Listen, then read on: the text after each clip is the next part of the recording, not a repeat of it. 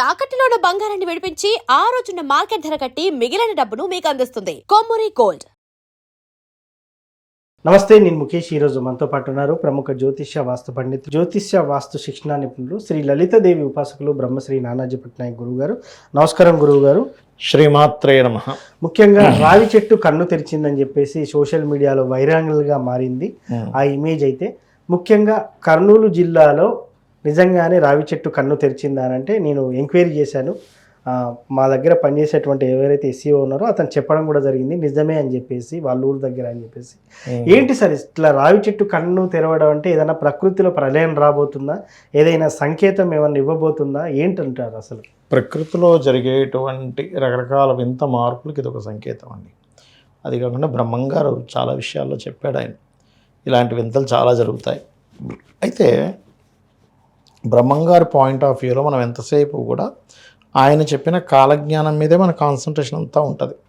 ఆయన షట్చక్ర భేదనం ఎలా చేయాలి, సాధన ఎలా చేయాలి, ఈ సాధనా విషయాలు చాలా చెప్పాడు ఆయన చరిత్రగా మనం చదివినట్లయితే. అటువైపు వెళ్ళాలి మన ఆలోచన ఎంతసేపు కూడా. సాధన అనేటువంటిది ఎప్పుడైతే చేస్తామో మనల్ని మన కంట్రోల్ మనం దీంట్లో ఉంటాం, దేవతలతో కనెక్టివిటీస్లో ఉంటాం. అయితే ఎప్పుడైనా ఇలాంటివి జరుగుతున్నాయి అనుకుంటే వింతలు, అంటే ప్రకృతి వైపరీత్యాలు జరగడానికి ఎక్కువ ఆస్కారం ఉంటుంది. అంటే సునామీలని, భూకంపాలని, ఇటువంటి వాటికి సంకేతాలు ఇవన్నీ కూడా. ఓకే, అదేవిధంగా మనకి ఈ చెట్లు ఏవైతే ఇప్పుడు రావి చెట్టు, వేప చెట్టు కానీ, చింత చెట్టు కానీ కొన్ని ఉంటాయి మనకి, కొన్ని మర్రి చెట్లు, ఇవన్నీ కూడా నార్మల్ చెట్ల కింద భావించకూడదు వీటిని. వీటికి ఇప్పుడు మర్రి చెట్టు ఉందనుకోండి, మర్రి చెట్టు కిందనే చాలా సాధనలు చేస్తారు తెలుసా మీకు? అవును. మర్రి చెట్టు, చింత చెట్టు, వేప చెట్టు, రావి చెట్టు కిందని. ఈ చెట్ల కింద ఎందుకు చేస్తారు అంటే యక్షిణీ దేవతలు. అదేవిధంగా మనకి ఒక దేవత గురించి చేస్తున్నాం అనుకోండి, ఒక సాధన. ఇప్పుడు ఒక పెద్ద వ్యక్తికి పిఏ ఉంటాడు చూసారా? అవును.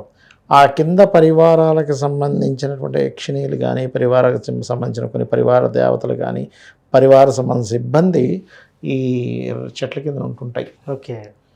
అలాగే కొంత భూత ప్రేత సంబంధించినవి కూడా ఉంటాయి అనుకోండి, మరి చెట్ల కింద కాదనట్లేదు. వీళ్ళు ఎప్పుడైతే చేస్తుంటారంటే ఎలా అంటే, ఇలా ఎగ్జాంపుల్ ఇప్పుడు మనం సీఎం గారిని కలవాలి. అవును.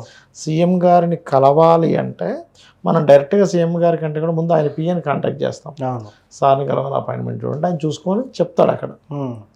అట్లాగే ఈ చెట్ల కింద ఉండేటువంటి పరివారం ఏదైతే ఉంటుందో దీంతో కనెక్ట్ అవుతుంది మనం ఏదైనా సాధన చేసినప్పుడు. ఓకే. అంటే చెట్లకి ఇంత పవర్ ఉంది అంటే, ఒక చెట్టు కన్ను తెరిచినట్టుగా ఉంది అనేటువంటి ఒక ఇమేజ్ వచ్చింది అంటే దాని అర్థం ఏమిటంటే కొన్ని శక్తులు నిద్ర లేవడం అనుకోండి. సాధనా విషయంలో కొన్ని శక్తులు నిద్ర లేవడం. ఎందుకంటే ఇప్పుడు మనకి గోచారంలో ఉండేటువంటి గ్రహాల యొక్క స్థితిగతుల్లో ఈ సంవత్సరానికి గురువు నవనాయకుల్లో రాజయ్యాడు. ఓకే. ఆ గురువు యొక్క స్థితిగతులు మీరు గమనించినట్లయితే కర్కాటక రాశిలో ఉంటూ శనిరాహు ఎనర్జీస్తో ఉన్నాడు. ఈ శనిరాహుతో ఎనర్జీస్తో ఉన్నటువంటి గురువుకి మళ్ళీ రవి వచ్చి కలుస్తాడు. ఎప్పుడు? జూలై 16వ తేదీ, 16వ తేదీ నుంచి, జూలై 16, 17 తేదీ నుంచి చెప్పాలంటే, అంటే నెక్స్ట్ మంత్, ఇది జూన్ మాసం కదా, అంటే ఇంకొక 1 మంత్ తర్వాత నుంచి ఎప్పుడైతే రవి వచ్చి కలుస్తాడో జూపిటర్ యొక్క తత్వం పూర్తిగా మారిపోతుంది. ఓకే. అంటే మీకు రాబోయే 2-3 మంత్స్లో ప్రకృతిలో ఇంకా మనం వైపరీత్యాలు చూడొచ్చు అనేటువంటి చూపిస్తుంది సంకేతం. చాలా క్లియర్గా చూపిస్తుంది సంకేతం అనేటువంటి. ఓకే. కాబట్టి ఏంటంటే ఈ ప్రకృతిలో ఏవైనా వింతలు జరుగుతున్నాయి అంటే మన గతంలో చూసాం, మన పూరి జగన్నాథ ఆలయం మీద ఉండేటువంటి ఫ్లాగ్ని ఎత్తకపోవడం కానీ, అంటే దేవతా సంబంధించినవి ఏవైనా. ఇప్పుడు మర్రి చెట్టు, రావి చెట్లు ఇవన్నీ ఏంటంటే దేవతా సంబంధించినవి. మనకి ఆలయాల్లో ఈ చెట్లే ఉంటాయి కదా, రావి చెట్టే ఉంటుంది కదా, మనం దానికే కదా మనం మొక్కుతాం. అంటే దేవతా సంబంధించిన వృక్షాలకు కానీ, దేవతా మందిరాలకు కానీ, దేవతా సంబంధించిన ఏదైనా సరే. ఆ మధ్య ఒకసారి మీరు చూసే ఉంటారు, ఇది గణపతి పాలు తాగాడని. అవునవును. అది కొన్ని సంవత్సరాలు అయిపోయింది దాదాపుగా కదా.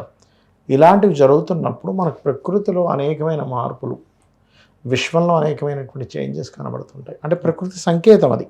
ఓకే. ఇక్కడ ఏంటంటే మనం చూడండి, ఒక్కోసారి మనం సరదాగా మనం ఏదో మాట్లాడుతుంటే బల్లి క్లిక్ క్లిక్ అంటది, అనగా సత్యం అంటాం. అవునా కదా? ఇదే విధంగా మనకి రామాయణ మహాభారతాల్లో కూడా ఇలాంటివి చెప్పబడ్డాయి.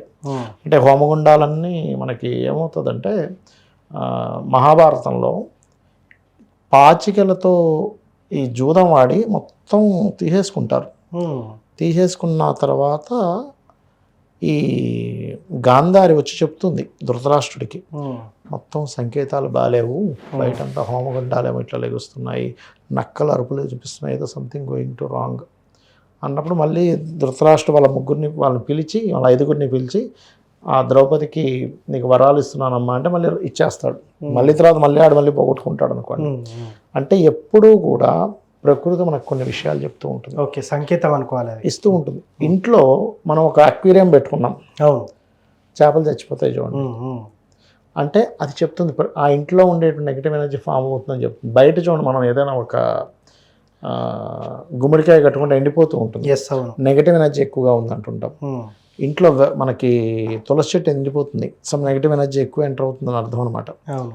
ఇంట్లో పెరట్లో పెంచుకునేటువంటి చెట్లు కొంత ఎండిపోతే కూడా మనం అర్థం చేసుకోవాలి. ఉమ్, అలాగా ఒక్కొక్కసారి అంతకు మించినటువంటిది ఏదైనా చెట్లకి ఇలా వచ్చినప్పుడు అది కూడా ఒక సంకేతం అని మనం అర్థం చేసుకోవాలి. ఓకే.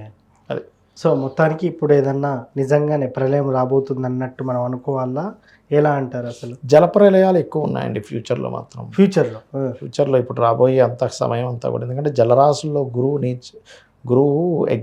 చూడ్డానికి ఉచ్చస్థితిలో ఉండే గురువే కానీ ఆయన రాసులు ఆయనకుండే తత్వం మొత్తం పాడైపోయింది అది. ఓకే. అందుకే చూడండి మనకి ఎన్ని వింతలు చూస్తున్నాం యూట్యూబ్లో.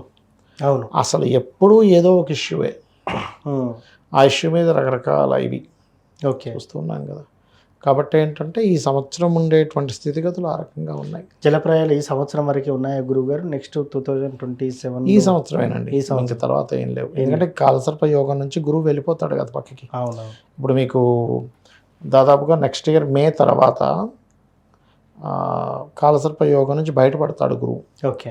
ఇప్పటికి ఈ సంవత్సరం నవంబర్ 25వ తేదీకి కేతు వెళ్ళి గురువుని కలుస్తాడు. అంటే గురుకేతువులు కలుస్తారు సింహరాశిలో. ఓకే. నవంబర్ 1 నుంచి 25వ తేదీ వరకు వాళ్ళిద్దరు కలిసి ఉంటారు. దాని తర్వాత మళ్ళీ గురువు కేతు నుంచి బయటకు వచ్చి మళ్ళీ కేతు దగ్గరికి వెళ్తాడు. ఓకే. అంటే ఆల్మోస్ట్ మీకు ఎంత లేదన్నా నెక్స్ట్ ఇయర్ మే వరకు కొంచెం ఈ జల సంబంధించినటువంటి ఇబ్బందులు, జల ప్రయాణాలు చేసే వాళ్ళకి జలం ద్వారా వైరస్లు ఇవన్నీ ఉంటుంటాయి. ఎప్పుడైతే చెట్టుకు వచ్చిందో ఆ కన్నులాగా ఇదంతా, మనం వాయుతత్వానికి సంకేతం, ఆక్సిజన్ ఇచ్చేది వాయువుకి సంబంధించిన చెట్టు అనేటువంటిది. సో వాయు సంబంధంగా వచ్చే కూడా ఏదైనా ఉన్నాయనేటువంటిది కూడా సంకేతం అది. దాని నిమిత్త శాస్త్రం అంటారు. ప్రకృతిలో జరిగేటువంటి కొన్ని సిగ్నల్స్ చెప్పడం అంటారు, దాని శాస్త్రం ఉంది దానికి కూడా. సో ఏది ఏమైనప్పటికీ కూడా కాస్త జాగ్రత్తగా ఉండాలి. ప్రకృతి మనకు ఒక సంకేతం అయితే డైరెక్ట్గానే ఇచ్చేసిందని చెప్తారు. అంతేనండి, అంతే. సో మనం ఏం లేదండి, మనం ధర్మబద్ధంగా ఉంటూ అమ్మవారి ఆరాధన చేసుకుంటే ఏ ఇబ్బంది ఉండదు. థ్యాంక్ యూ గురువు గారు. శ్రీమాత్రే నమః.